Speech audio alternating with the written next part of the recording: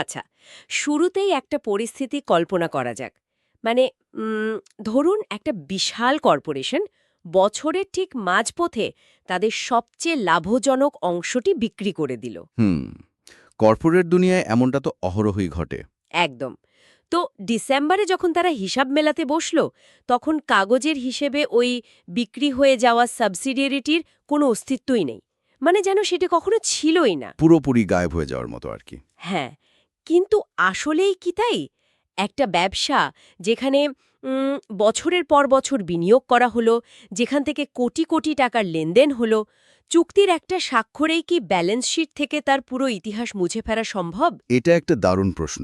আর আজকের এই গভীর বিশ্লেষণে আমরা অ্যাকাউন্টিংয়ের ঠিক এই জায়গাতেই ফোকাস করব। ঠিক বলেছেন। আমাদের আজকের আলোচনার মূল বিষয়বস্তু হল গ্রুপ অ্যাকাউন্টস, স্পেসিফিক্যালি ডিসপোজালস বা একটা সাবসিডিয়ারির সম্পূর্ণ বিক্রি। হ্যাঁ, এবং যারা সিএ বা চার্টার্ড অ্যাকাউন্টেন্সি নিয়ে পড়ছেন, তাদের জন্য এই বিষয়টা শুধু ডেবিট ক্রেডিট মেলানোর মধ্যে সীমাবদ্ধ নয়। এর পেছনে একটা বিশাল লজিক কাজ করে। একদম। মানে এই বিক্রি হয়ে যাওয়া সাবসিডিয়ারির পেছনের অ্যাকাউন্টিং লজিক বুঝতে না পারলে কর্পোরেট ফাইন্যান্সের আসল ছবিটা কখনোই পরিষ্কার হবে না। তো চলুন বিষয়টা একটু ভেঙে দেখি। আচ্ছা, এই বিষয়টা ভেঙে দেখার জন্য আমাদের একটা কেস স্টাডি বা উদাহরণ ধরে এগোতে হবে। হুম, সোর্সে একটা খুব সুন্দর উদাহরণ দেওয়া আছে। আমি বরং প্রশ্নটা হুবহু পড়ছি, এতে করে সিএ শিক্ষার্থীদের জন্য বুঝতে সুবিধা হবে। প্রশ্নটা হলো, আলফা কর্পোরেশন বিটাটেকের ৮০% শেয়ারের মালিক। বছরের মাঝামাঝি, ধরুন ৩০শে সেপ্টেম্বর তারিখে তারা এই পুরো ৮০% শেয়ারই বিক্রি করে দিল। আলফা কর্পোরেশনের অর্থবছর শেষ হয় ৩১শে ডিসেম্বরে। এখন প্রশ্ন হল, ৩১শে ডিসেম্বর বছর শেষে কনসলিডেটেড বা সমন্বিত আর্থিক অবস্থার বিবরণীতে এর প্রভাব কি হবে? দারুণ। তো চলুন এই উদাহরণটা আমরা ধাপে ধাপে সমাধান করি। এখানে আমাদের প্রথম লক্ষ্য বা গোলটা কি? উম, গোলটা হলো সাবসিডিয়ারি বিক্রি করার পর বছর শেষে আর্থিক অবস্থার বিবরণী বা ব্যালেন্স শিটে সেটা দেখানো হবে কিনা তা নির্ধারণ করা। একদম ঠিক। এবার আসুন লজিক বা যুক্তির জায়গায়। এই পুরো ব্যাপারটার চাবিকাঠি হল কন্ট্রোল বা নিয়ন্ত্রণ। আচ্ছা। অ্যাকাউন্টিংয়ের ভাষায় যখন একটা কোম্পানি বিক্রি হয়ে যায়, তখন মূলত সম্পদের হাত বদলের চেয়েও বড় যে ঘটনাটি ঘটে তা হল নিয়ন্ত্রণের হাত বদল। ৩১শে ডিসেম্বরে দাঁড়িয়ে কি আলফা কর্পোরেশনের হাতে বিটাটেকের কোনো নিয়ন্ত্রণ আছে? না, কারণ তারা তো ৩০শে সেপ্টেম্বরেই সব বিক্রি করে দিয়েছে। মানে পুরো নিয়ন্ত্রণ শেষ হয়ে গেছে ঠিক ৩ মাস আগে। ঠিক। আর এই লজিকের উপর ভিত্তি করেই আমাদের ব্যালেন্স শিটের হিসাবটা করতে হবে। কিন্তু একটু দাঁড়ান, যদি আমরা বছরের ১২ মাসের মধ্যে ৯ মাসই ওই সাবসিডিয়ারিটি চালিয়ে থাকি, এর পেছনে আমাদের শ্রম, বিনিয়োগ সবকিছু ছিল, তবুও কি বছর শেষে সেটির কোনো অস্তিত্বই ব্যালেন্স শিটে থাকবে না? না, থাকবে না। কারণ কনসলিডেটেড ব্যালেন্স শিট হল একটা নির্দিষ্ট সময়ের প্রতিচ্ছবি বা স্ন্যাপশট। আচ্ছা, বিষয়টা অনেকটা বছর শেষে পরিবারের একটা গ্রুপ ছবি তোলার মতো মনে হচ্ছে। মানে পরিবারের সবাই মিলে ছবি তোলা হচ্ছে। কেউ যদি গতকাল ওই পরিবারে ছিল কিন্তু আজ সে আলাদা হয়ে গেছে, তবে আজকের তোলা গ্রুপ ছবিতে কিন্তু সে থাকবে না। চমৎকার একটা উদাহরণ। হ্যাঁ, সে বছরের বেশিরভাগ সময় জুড়ে থাকলেও ঠিক যে মুহূর্তে ক্যামেরার শাটার ক্লিক করা হলো, সেই মুহূর্তে সে ফ্রেমে নেই। ব্যালেন্স শিটও কি ঠিক এভাবেই কাজ করে? একদম। ব্যালেন্স শিট পেছনের ইতিহাস দেখে না, এটি দেখে ঠিক আজকের দিনে কোম্পানির অবস্থান কি। সিঙ্গেল এন্টিটি কনসেপ্ট অনুযায়ী পেরেন্ট এবং সাবসিডিয়ারি মিলে একটা একক কোম্পানি হিসেবে কাজ করে। বুঝতে পারছি। ৩১শে ডিসেম্বরে যখন বিনিয়োগকারীরা ব্যালেন্স শিট দেখবে, তারা জানতে চাইবে আগামী ১ জানুয়ারি থেকে এই গ্রুপের হাতে কি কি সম্পদ আছে যা দিয়ে তারা ব্যবসা করবে। ও আচ্ছা, তার মানে যদি আমরা বিটাটেকের সম্পদগুলো ব্যালেন্স শিটে রেখে দিই শুধু এই যুক্তিতে যে আমরা ৯ মাস এটা চালিয়েছি, তাহলে বিনিয়োগকারীদের চরমভাবে বিভ্রান্ত করা হবে? ঠিক ধরেছেন, কারণ ওই সম্পদগুলো ব্যবহার করে ভবিষ্যৎ আয় করার কোনো ক্ষমতাই আলফা কর্পোরেশনের আর নেই। তাই ব্যালেন্স শিট থেকে বিটাটেককে এমনভাবে মুছে ফেলতে হবে যেন এই গ্রুপের সাথে তার কখনো কোনো অস্তিত্বই ছিল না। এই কনসেপ্টটা খুবই পরিষ্কার। বিনিয়োগকারীদের ভবিষ্যতের সঠিক ধারণা দেওয়ার জন্যই ব্যালেন্স শিট থেকে এই ছাঁটাইকরণ। কিন্তু এখানেই তো একটা বড় দ্বন্দ্ব তৈরি হচ্ছে। কিরকম? ব্যালেন্স শিট থেকে আমরা তাকে পুরোপুরি মুছে ফেললাম, মানলাম। কিন্তু ব্যবসার তো আর শুধু ব্যালেন্স শিট থাকে না, একটা সমন্বিত লাভ ক্ষতির বিবরণী বা কনসলিডেটেড P&L অ্যাকাউন্টও থাকে। হ্যাঁ, তা তো থাকেই। ব্যালেন্স শিট যদি একটা নির্দিষ্ট দিনের স্থির ছবি হয়, তবে লাভ ক্ষতির বিবরণী হলো পুরো বছরের একটা ভিডিও চিত্র। ছবিতে কেউ না থাকলেও পুরো বছরের ভিডিওতে তো তার উপস্থিতি থাকতে পারে। হুম। তো যদি ব্যালেন্স শিটে তাকে মুছে ফেলায় নিয়ম হয়, তবে লাভ ক্ষতির বিবরণীতে তার ভূত কেন পুষে রাখব? এটা কি স্ববিরোধী নয়? আপাতদৃষ্টে স্ববিরোধী মনে হলেও এর পেছনের অ্যাকাউন্টিং লজিকটা খুবই নিখুঁত। এখানে আমাদের গোল বা লক্ষ্য হল বিক্রির বছরটিতে সাবসিডিয়ারির আয় ব্যয় কিভাবে হিসাব করতে হবে তা বের করা। আচ্ছা, তো এর লজিকটা কি? লাভ ক্ষতির বিবরণীর লজিক হল গত 12 মাসে কোম্পানিটি কিভাবে পারফর্ম করেছে তা দেখানো। এই 12 মাসের মধ্যে 9 মাস মানে 1 জানুয়ারি থেকে 30শে সেপ্টেম্বর পর্যন্ত বিটাটেক আলফা গ্রুপের অংশ ছিল। ওই 9 মাসে বিটাটেক যে আয় বা ব্যয় করেছে তার সুবিধা তো আলফা গ্রুপের শেয়ারহোল্ডাররা ভোগ করেছে। একদম। এখন যদি আমরা লাভ ক্ষতির বিবরণী থেকেও বিটাটেককে পুরোপুরি মুছে ফেলি, তাহলে ওই 9 মাসের প্রকৃত আয় ব্যয়ের হিসাবটা গায়েব হয়ে যাবে। হিসাব বিজ্ঞানের ম্যাচিং প্রিন্সিপাল তো এটাই বলে যে সময় সুবিধা আপনি নিয়েছেন সেই সময়ের আর্থিক ফলাফল আপনাকে বিবরণীতে দেখাতে হবে। ও আচ্ছা, তার মানে বিক্রির দিন পর্যন্ত, মানে 30শে সেপ্টেম্বর পর্যন্ত বিটাটেকের আয় ব্যয় আনুপাতিক হারে লাভ ক্ষতির বিবরণীতে অন্তর্ভুক্ত করতে হবে। ঠিক তাই। মানে সিএ স্টুডেন্টদের জন্য বুঝতে সুবিধা হবে। ধরা যাক বিটাটেক এই পুরো বছরে মোট 1 লাখ টাকা লাভ করেছে এবং এই লাভ বছরে সবসময় সমানভাবে হয়েছে। একটা ভালো উদাহরণ। যেহেতু আলফা কর্পোরেশন 30শে সেপ্টেম্বর পর্যন্ত সাবসিডিয়ারিটি নিজেদের কাছে রেখেছিল, অর্থাৎ 9 মাস, তাহলে এই 1 লাখ টাকার মধ্যে 9 মাসের অংশ মানে ৭৫,০০০ টাকা কি আলফার সমন্বিত লাভ ক্ষতির বিবরণীতে সরাসরি যুক্ত হবে? সরাসরি যুক্ত হবে, তবে এখানেই আমাদের দ্বিতীয় ধাপে যেতে হবে। আমাদের মাথায় রাখতে হবে যে আলফা কর্পোরেশন বিটাটেকের 100% মালিক ছিল না। রাইট। সোর্সের উদাহরণ অনুযায়ী তারা ছিল ৮০% মালিক। হ্যাঁ, বাকি 20% মালিকানা ছিল বাইরের বিনিয়োগকারীদের হাতে, যাদের আমরা নন কন্ট্রোলিং ইন্টারেস্ট বা এনসিআই বলে থাকি। একটু দাঁড়ান, যদি আমরা মাত্র ৮০% মালিক হই, তাহলে তো পুরো ৭৫,০০০ টাকা আমাদের সমন্বিত লাভ ক্ষতির বিবরণীতে আয় হিসেবে দেখানো উচিত নয়। আমাদের তো শুধু ৮০% মানে ৬০,০০০ টাকা দেখানো উচিত, তাই না? সাধারণ হিসাবে সেটাই মনে হয়। বাইরের ওই ২০% বা ১৫,০০০ টাকা তো আমাদের নয়, তাহলে কেন আমরা পুরোটা বিবরণীতে টানব? এই জায়গাটিতেই সিএ শিক্ষার্থীদের সিঙ্গল এন্টিটি কনসেপ্টের সবচেয়ে গভীর প্রয়োগটা বুঝতে হবে। এখানে লজিকটা হলো কন্ট্রোল বা নিয়ন্ত্রণ। সমন্বিত লাভ ক্ষতির বিবরণী তৈরি করার সময় প্রথম ধাপে পেরেন্ট এবং সাবসিডিয়ারির আয় ব্যয় ১০০% যোগ করা হয়। ১০০%? কেন? কারণ ওই ৯ মাস আলফা কর্পোরেশনের হাতে বিটাটেকের ১০০% নিয়ন্ত্রণ ছিল। মালিকানা ৮০% হতে পারে, কিন্তু একটা মেশিন কিভাবে চলবে, কার কাছে পণ্য বিক্রি করা হবে, এই সিদ্ধান্তগুলো নেওয়ার ক্ষেত্রে আলফার পুরোপুরি ক্ষমতা ছিল। আচ্ছা, বুঝতে পেরেছি। তাই প্রথমে পুরো ৯ মাসের আয় বা ৭৫,০০০ টাকাই কনসলিডেটেড P&L এর অন্তর্ভুক্ত করতে হবে। একদম। তাহলে ওই যে ১৫,০০০ টাকা, যা আসলে এনসিআই বা নন কন্ট্রোলিং ইন্টারেস্টের পাওনা, সেটির কি হবে? সেটি তো আলফার শেয়ারহোল্ডারদের পকেটে যাবে না। না, যাবে না। আর ঠিক এই কারণেই লাভ ক্ষতির বিবরণীর একেবারে নিচের দিকে এসে একটা বিভাজন বা অ্যালোকেশন করতে হয়। সেখানে স্পষ্টভাবে দেখিয়ে দিতে হয় যে এই যে গ্রুপের মোট লাভ হলো, তার মধ্যে কতটুকু পেরেন্ট কোম্পানির শেয়ারহোল্ডারদের আর কতটুকু এনসিআই এর। ও, তার মানে আমাদের উদাহরণের ওই ৭৫,০০০ টাকা লাভের মধ্যে ১৫,০০০ টাকা এনসিআই এর অংশে চলে যাবে? ঠিক।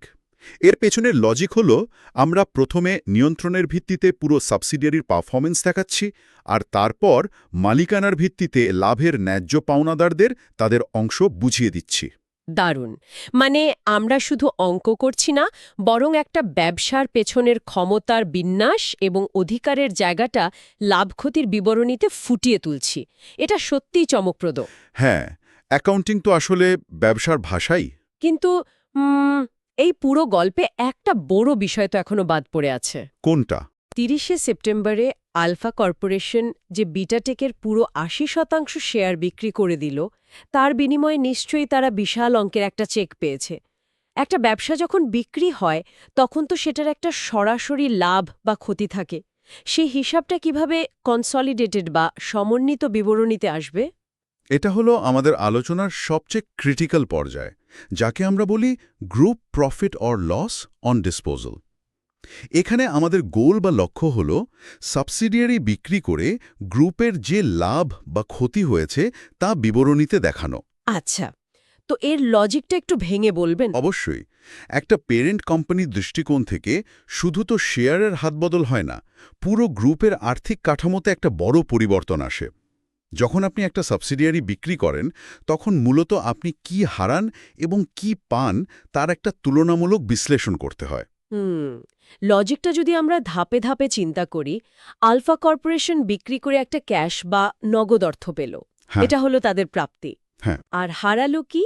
তারা বিটাটেকের ওপর তাদের অধিকার হারালো। কিন্তু যখন আমরা সমন্বিত বা কনসলিডেটেড হিসাব করছি, তখন তো শেয়ার বলে কিছু নেই। আমরা তো ব্যালেন্স শিটে বিটাটেকের মেশিনারিজ, বিল্ডিং, ক্যাশ সব ১০০% নিজেদের বলে দেখাচ্ছিলাম। ঠিক। এই জায়গাটিতেই অঙ্কের পেছনের আসল অ্যাকাউন্টিং ফিলসফি লুকিয়ে আছে। সমন্বিত বিবরণীর ক্ষেত্রে সাবসিডিয়ারি বিক্রির লাভ বা ক্ষতি বের করার সমীকরণটা পেরেন্ট কোম্পানির নিজস্ব ব্যালেন্স শিটের সমীকরণ থেকে সম্পূর্ণ আলাদা। একটু বুঝিয়ে বলবেন। পেরেন্ট কোম্পানির নিজস্ব খাতায় হিসাবটা খুব সহজ। প্রাপ্ত নগদ অর্থ থেকে ওই কোম্পানিতে করা বিনিয়োগের খরচ বাদ দিলেই লাভ বা ক্ষতি বেরিয়ে আসে। কিন্তু কনসলিডেটেড বা সমন্বিত হিসাবের ক্ষেত্রে আপনাকে চিন্তা করতে হবে গ্রুপের চোখ দিয়ে। আচ্ছা। গ্রুপ কি পেয়েছে? তারা পেয়েছে বিক্রয় মূল্য বা প্রসিডস। আর গ্রুপ কি হারিয়েছে? গ্রুপ হারিয়েছে ওই সাবসিডিয়ারির নেট সম্পদ বা নেট অ্যাসেটস, যেটা তারা এতদিন ব্যালেন্স শিটে দেখাচ্ছিল। শুধু তাই নয়, ওই সাবসিডিয়ারি কেনার সময় যদি কোনো গুডউইল বা সুনাম তৈরি হয়ে থাকে, যা এখনও অবলোপন করা হয়নি, সেটাও গ্রুপ হারিয়েছে। আমি যদি একটা অ্যানালজি দিয়ে বলি, ধরুন একটা বাড়ি। আমি বাড়িটার ৮০% মালিক, কিন্তু আমি পুরো বাড়িটাই নিজের নিয়ন্ত্রণে রাখতাম এবং পুরো বাড়িটাই ব্যালেন্স শিটে দেখাতাম। চমৎকার উদাহরণ, চালিয়ে যান। এখন বাড়িটা বিক্রি করে দিলাম, আমি তো শুধু আমার ৮০% দাম পাবো, কিন্তু খাতা থেকে তো পুরো ১০০% বাড়ি মুছে ফেলতে হবে। তাহলে ওই যে ২০% অংশ, যা আসলে অন্যদের, মানে এনসিআই এর, সেটার কি হবে? খাতা মেলানোর সময় তো একটা বড় ধরনের অমিল দেখা দেবে। ঠিক, এবং এই অমিল দূর করার জন্যই সমীকরণে এনসিআইকে ফিরিয়ে আনতে হয়। ও, লজিকটা খেয়াল করুন। গ্রুপ তার খাতা থেকে ১০০% নিট সম্পদ মুছে ফেলছে এবং গুডউইল মুছে ফেলছে। এটা হলো গ্রুপের ক্ষতি বা যা তারা ছেড়ে দিচ্ছে। অন্যদিকে গ্রুপ পাচ্ছে বিক্রয়লব্ধ নগদ অর্থ। হুম, কিন্তু এর পাশাপাশি গ্রুপের ঘাড় থেকে একটা বড় বোঝাও নেমে যাচ্ছে। হুম। ওই যে ২০% এনসিআইকে এতকাল ব্যালেন্স শিটে একটা দায়বদ্ধতার মতো করে ইকুইটিতে দেখাতে হচ্ছিল, সাবসিডিয়ারি বিক্রির সাথে সাথে ওই এনসিআইও তো বিদায় নিচ্ছে। তাই তো। তাই গ্রুপের লাভ বের করার সময় সূত্রটা দাঁড়ায় প্রাপ্ত নগদ অর্থ যোগ বিক্রির তারিখে এনসিআই এর মূল্য। একটু দাঁড়ান, এনসিআই কেন যোগ করছি? কারণ এনসিআই হল গ্রুপের জন্য এক ধরনের দায়বদ্ধতা। আপনার ঘাড় থেকে দায়ে নেমে যাওয়া মানে এক ধরনের লাভ। তাই প্রাপ্ত নগদ অর্থের সাথে এনসিআই এর মূল্য যোগ করা হয়। আচ্ছা, বুঝতে পেরেছি। তারপর? তারপর এই যোগফল থেকে বাদ দিতে হবে বিক্রির তারিখে সাবসিডিয়ারির নিট সম্পদ এবং অবলোপন না হওয়া গুডউইল। এই পুরো ক্যালকুলেশন শেষে যে ফলাফল আসবে সেটাই হল group profit or loss on disposal, যা সরাসরি সমন্বিত লাভ ক্ষতির বিবরণীতে বসবে। ওয়াও! এই সমীকরণটা সিএ শিক্ষার্থীদের জন্য একটা মাস্টার ক্লাস। আমরা সাধারণত সূত্র মুখস্থ করি, কিন্তু এই সূত্রটা মূলত একটা গল্প বলছে। একদম। এটা বলছে যে ব্যবসা বিক্রি করার মানে শুধু টাকা পাওয়া নয়, বরং নিজের কাঁধ থেকে অন্যের পাওনার বোঝা বা এনসিআই নামিয়ে ফেলা, এবং একই সাথে নিজের ব্যালেন্স শিট থেকে ওই ব্যবসার সম্পদ ও গুডউইল চিরতরে বিদায় করা। সবকিছুর যোগ-বিয়োগই হল আসল লাভ বা ক্ষতি। একদম তাই। আর এর মাধ্যমেই ব্যালেন্স শিট এবং লাভ ক্ষতির বিবরণীর মধ্যে একটা সেতু তৈরি হয়। খেয়াল করে দেখুন, আমরা কিন্তু আগেই বলেছি যে ৩১শে ডিসেম্বরের ব্যালেন্স শিট থেকে এনসিআই মুছে ফেলতে হবে। কেন? কারণ ওই যে বিক্রির দিন ৩০শে সেপ্টেম্বর, আমরা সমীকরণের মাধ্যমে এনসিআইয়ের হিসাব চুকিয়ে ফেলেছি। রাইট। তাই বছর শেষে ইকুইটির পরিবর্তনের বিবরণী বা statement of changes in equity তৈরি করার সময় ওই বিক্রি হওয়া সাবসিডিয়ারির এনসিআই ব্যালেন্সটা পুরোপুরি রিমুভ করে দিতে হয়। আচ্ছা, এতক্ষণ তো আমরা একদম নিখুঁত সব অঙ্কের কথা বললাম। খাতায় কলমে 30শে সেপ্টেম্বর বিক্রি হলো আর ওই দিনেই সব নিয়ন্ত্রণ শেষ হয়ে গেল। হ্যাঁ, থিওরিটিক্যালি তো এমনই হওয়ার কথা। কিন্তু কর্পোরেট দুনিয়া তো এতটা সাদাকালো নয়। অনেক সময় দেখা যায় একটা কোম্পানি তাদের সাবসিডিয়ারির পুরো শেয়ার বিক্রি করে দিল না, হয়তো 80% মধ্যে 40% বিক্রি করল আর 40% নিজের কাছে রেখে দিল। এটা খুব কমন একটা সিনারিও। অথবা পুরোটাই বিক্রি করল, কিন্তু কোনো একটা গোপন চুক্তির মাধ্যমে এখনও কোম্পানির বোর্ড অফ ডিরেক্টরস বা পরিচালনা পর্ষদে ভেটো দেওয়ার ক্ষমতা নিজেদের কাছেই রেখে দিল। হ্যাঁ, এমন ধূসর পরিস্থিতিতে আমরা এতক্ষণ যে গাণিতিক লজিকগুলো নিয়ে আলোচনা করলাম, সেগুলো কিভাবে কাজ করবে? এটা হিসাববিদ্যার সবচেয়ে জটিল এবং আকর্ষণীয় একটা অংশ। আর এখানে IFRS 10 বা ইন্টারন্যাশনাল ফিনান্সিয়াল রিপোর্টিং স্ট্যান্ডার্ড 10 এর ভূমিকা চলে আসে। আচ্ছা। অ্যাকাউন্টিং শুধু কিছু সংখ্যার যোগবিয়োগ নয়, এর মূলে রয়েছে প্রফেশনাল স্কিল বা পেশাদারি দক্ষতা। IFRS 10 অনুযায়ী কন্ট্রোল বা নিয়ন্ত্রণ শুধু শেয়ারের সংখ্যার উপর নির্ভর করে না, এটা নির্ভর করে ক্ষমতার উপর। ক্ষমতার উপর মানে ওই সাবসিডিয়ারির মূল কার্যক্রম পরিচালনা করার ক্ষমতা কার হাতে আছে তার উপর। ঠিক তাই। যদি আলফা কর্পোরেশন বিটাটেকের পুরো 80% শেয়ার বিক্রি করে দেওয়ার পরও এমন কোনো চুক্তি করে থাকে যার ফলে বিটাটেকের প্রতিদিনের ব্যবসায়িক সিদ্ধান্ত নেওয়ার চাবিকাঠি এখনও আলফার হাতেই রয়ে গেছে, তাহলে অ্যাকাউন্টিংয়ের ভাষায় নিয়ন্ত্রণ এখনও হারিয়ে যায়নি। তাই নাকি? তার মানে আমি কাগজে কলমে মালিক না হয়েও নিয়ন্ত্রক হতে পারি। আর যদি নিয়ন্ত্রণ আমার হাতেই থেকে যায়, তবে কি আমাকে ওই ব্যালেন্স শিটে তাকে আবার ফিরিয়ে আনতে হবে? হ্যাঁ, বিষয়টিকে বলা হয় ডিফ্যাক্টো কন্ট্রোল বা বাস্তব নিয়ন্ত্রণ। যদি শেয়ার বিক্রি হওয়ার পরও ক্ষমতা থেকে যায়, তবে সেটি সম্পূর্ণ ডিসপোজাল বা বিক্রি হিসাবে গণ্য হবে না এবং সমন্বিত ব্যালেন্স শিটে তাকে আগের মতোই দেখাতে হবে। ও আচ্ছা। বিপরীত দিকে ধরুন আপনি মাত্র 20% শেয়ার বিক্রি করলেন, আপনার হাতে এখনও 60% শেয়ার আছে। আপাতদৃষ্টিতে মনে হবে আপনি এখনও সাবসিডিয়ারির মালিক। হ্যাঁ, সাধারণ মানুষ তো তাই ভাববে।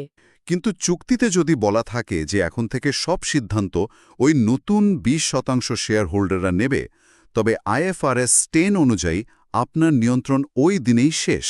একটু দাঁড়ান, শেয়ার বেশি থাকার পরও নিয়ন্ত্রণ শেষ? একদম। আর যেদিন নিয়ন্ত্রণ শেষ, ওই দিনই আপনাকে সাবসিডিয়ারিটিকে ব্যালেন্স শিট থেকে সম্পূর্ণ মুছে ফেলার ওই সমীকরণটা প্রয়োগ করতে হবে। এটা তো সাধারণ হিসাব রক্ষণের ধারণাকে পুরোপুরি পাল্টে দেয়। তার মানে কখন কন্ট্রোল গেল বা কন্ট্রোল হ্যাজ বিন লস্ট তা নির্ধারণ করা একটা বিশাল প্রফেশনাল জাজমেন্ট বা বিচার বুদ্ধির ব্যাপার। ঠিক, শুধু চুক্তিনামা পড়ে অঙ্ক মিলিয়ে দিলেই হবে না। একজন সিএ হিসেবে আপনাকে দেখতে হবে পর্দার আড়ালে ক্ষমতার আসল খেলাটা কে খেলছে। সিলেবাসে যে কনক্লুডিং, রেকমেন্ডিং অ্যান্ড কমিউনিকেটিং স্কিলসের কথা বলা হয়, তা তো এখানেই সবচেয়ে বেশি কাজে লাগে। একদম। হিসাববিজ্ঞানীদের পেশাদারি দক্ষতার মূল পরীক্ষাই হয় এই গ্রে এরিয়া বা ধূসর জায়গাগুলোতে। বেসিক লেভেলে আমরা সাধারণত ধরে নিই যে শেয়ার বিক্রি হওয়া মানেই নিয়ন্ত্রণ শেষ। কিন্তু অ্যাডভান্স লেভেলে গিয়ে একজন প্রফেশনালকে আইনি চুক্তির প্রতিটি লাইন বিশ্লেষণ করতে হয়। তাকে বুঝতে হয় কখন আংশিক বিক্রি একটা সম্পূর্ণ ডিসপোজাল হিসেবে গণ্য হবে আর কখন শেয়ার বিক্রি না করেও একটা সাবসিডিয়ারিকে ব্যালেন্স শিট থেকে রিকগনাইজ বা মুছে ফেলতে হবে। এই জাজমেন্ট প্রয়োগ করার জন্যই এই কনসেপ্টগুলোর পেছনের অন্তর্নিহিত লজিক বোঝা এত বেশি জরুরি। একদম ঠিক বলেছেন। কারণ যদি আপনি নাই জানেন যে কেন ব্যালেন্স শিট একটা স্ন্যাপশট আর কেন লাভ ক্ষতির বিবরণী একটা ভিডিও, তবে এই জটিল কর্পোরেট পরিস্থিতিতে সঠিক অ্যাকাউন্টিং পলিসি নির্ধারণ করা প্রায় অসম্ভব। আজকের এই পুরো বিশ্লেষণ থেকে আমরা অ্যাকাউন্টিংয়ের একটা সম্পূর্ণ নতুন মাত্রা দেখতে পেলাম। যদি আমরা পুরো বিষয়টাকে যুক্তির সুতোয় আরেকবার বাঁধি, তবে মূল চিত্রটা দাঁড়ায় এরকম। প্রথমত, সিঙ্গল এন্টিটি কনসেপ্ট অনুসারে ব্যালেন্স শিট হল বছর শেষের একটা স্ন্যাপশট। যেহেতু বছর শেষে সাবসিডিয়ারির উপর নিয়ন্ত্রণ থাকে না, তাই বিনিয়োগকারীদের ভবিষ্যতের সঠিক ধারণা দিতে ব্যালেন্স শিট থেকে তাকে এমনভাবে মুছে ফেলতে হয় যেন তার অস্তিত্বই ছিল না।